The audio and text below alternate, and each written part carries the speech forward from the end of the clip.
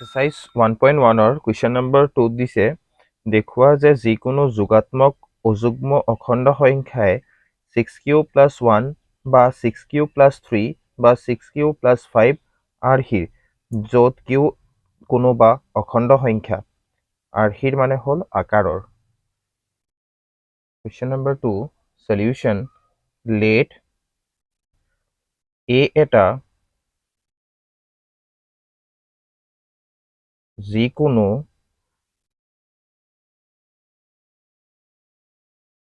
যোগাত্মক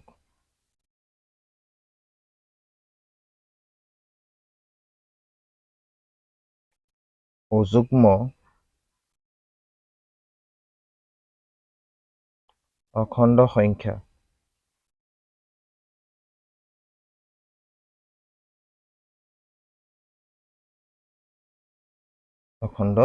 সংখ্যা আৰু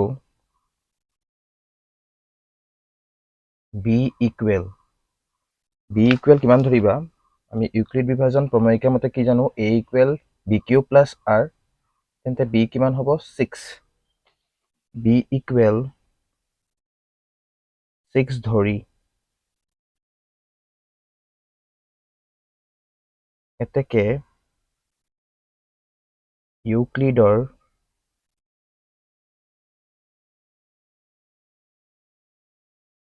কলন বিধি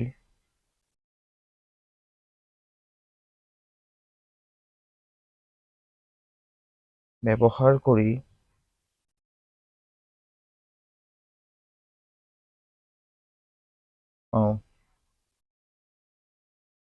ইউক্লিডৰ কলন বিধি ব্যৱহাৰ কৰিলে কি হ'ব চাবা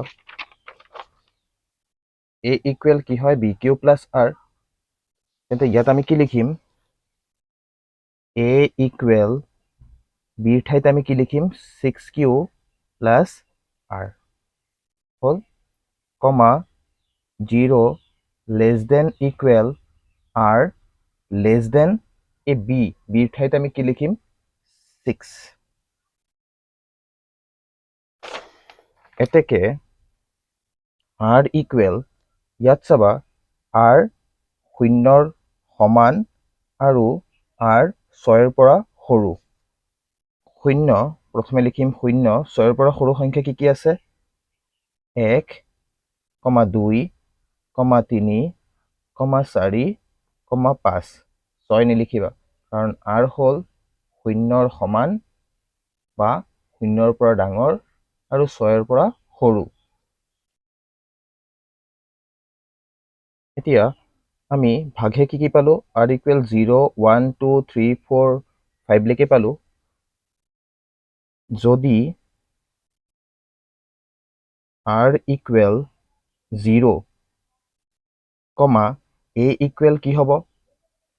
6q + r এই r ৰ ঠাইত 0 বহাই দিয়া কি হ'ব 6q + 0 ইকুৱেল আমি ইয়াক কি লিখিব পাৰো 6q + 0 কৰিলে আমি কি পাম 6q পাম 6q কি যুগ্ম 6q কি যুগ্ম এতিয়া যদি r ইকুৱেল 1 a ইকুৱেল কি হ'ব 6q + 1 যেহেতু 6q + 1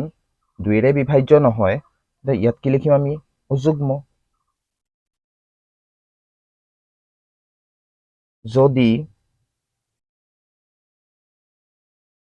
r equal 2 a equal কি হ'ব 6q + 2 তে কি হ'ব দুইৰে বিভাজ্য হ'ব কি লিখিম ইয়াত যুগ্ম কি আছে r ৰ মান কিমান দিম এতিয়া 3 যদি r ইকুৱেল 3 a ইকুৱেল কি হ'ব 6q + 3 অযুগ্ম দুইৰে বিভাজ্য নহয় কি লিখিবা অযুগ্ম যদি r ইকুৱেল 4 a ইকুৱেল কি হ'ব 6q + 4 দুইৰে বিভাজ্য হ'ব কি লিখিম যুগ্ম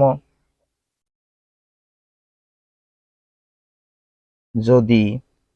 r ইকুৱেল 5 a ইকুৱেল কি হ'ব 6q প্লাছ 5 কি হ'ব অযুগ্ম কাৰণ 2ৰে বিভাজ্য নহয় এই প্ৰশ্নত আমাক সুধিছে যে দেখুৱা যে যিকোনো যোগাত্মক অযুগ্ম অখণ্ড সংখ্যাই 6q + 1 6q + 3 অযুগ্ম বুলি কৈছে আৰু বা 6q + 5 দেখা পালো ইয়াত 6q + 1 কি আছে অযুগ্ম আকাৰে আছে 6q + 3 অযুগ্ম আকাৰে আছে আৰু 6q + 5 অযুগ্ম আকাৰে আছে ইয়াত লিখিম গতিকে যিকোনো যোগাত্মক অযুগ্ম অখণ্ড সংখ্যাই 6q + 1 বা 6q + 3 বা 6q + 5 আৰ্হিৰ য'ত q এটা কোনোবা অখণ্ড সংখ্যা এটো হল ইয়াৰ সলিউশন ছাত্ৰ ছাত্ৰীসকল তোমালোকে এই ধৰিটো কাটি দিবা কাৰণ আমি লেট দিছোৱেই ইয়াত কিন্তু ইয়াত ধৰি লিখিব নালাগে নম্বৰ 3 চাবা 616 সদস্যৰ এটা সৈন্যবাহিনীৰ গোটে 32 জনীয়া এটা সেনা দলৰ পিছে পিছে কদম খোজকাঢ়ি যাবলগীয়া হ'ল দুয়োটা দলে একে সমান সংখ্যক স্তম্ভত কদম খোজকাঢ়িবলগীয়া হ'ল তেওঁলোকে খোজকাঢ়িবলগীয়া স্তম্ভৰ উচ্চতম সংখ্যা কি হ'ব 3 নম্বৰ সলিউশন দিলো খোজকাঢ়িবলগীয়া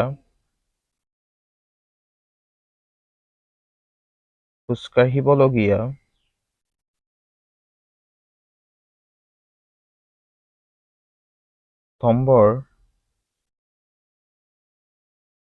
উচ্চতম সংখ্যা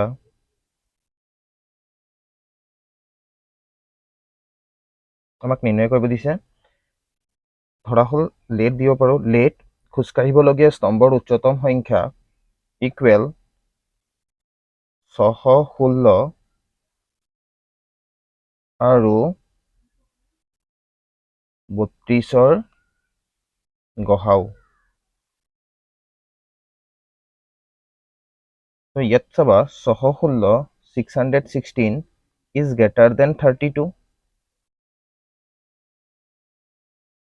এতিয়া ইউক্লিডৰ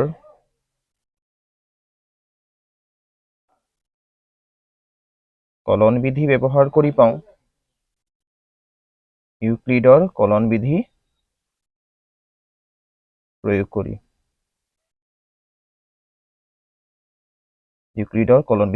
কৰি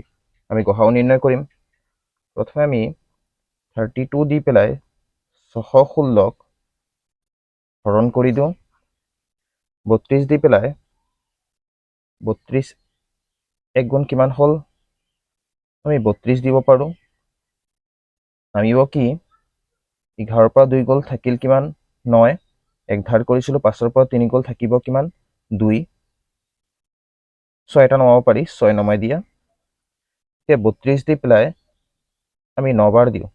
2 9 গুণ কিমান হল 18 থাকিল কিমান 1 3 9 গুণ 27 কে কিমান হ'ব 28 মাইনাস কৰি দিয়া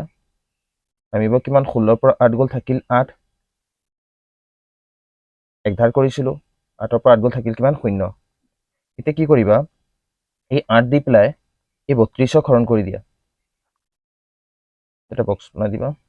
এই 8 দি পেলাই 32ক হৰণ কৰি দিয়া 8 দি পেলাই যাব 8 4 গুণ কিমান 32 আমিব কিমান 0 এটা এতেকে আমি কি লিখিব পাৰো 616 ইকুৱেল ভাজ্য ইকুৱেল ভাজক পূৰণ ভাগফল যোগ ভাগে কিমান আছিলে 8 32 ইকুৱেল 8 into 4 ভাজক পূৰণ ভাগফল যোগ ভাগে যিহেতু ভাগে r ইকুৱেল এতেকে গহাও ইকুৱেল 8 এই শাৰীটোৰ ফালে লক্ষ্য কৰিবা ইয়াত আমি ভাগে কিমান পাইছিলো 0 পাইছিলো এই শাৰীটোত যিটো শাৰীতে আমি 0 পাইছো সেই শাৰীটোৰ b2 হল কি গহাও গহাও কিমান পালো 8 এতেকে নিৰ্ণয় খোজকাঢ়িবলগীয়া স্তম্ভৰ উচ্চতম সংখ্যা ইকুৱেল 8 এটি হল ইয়াৰ সলিউশন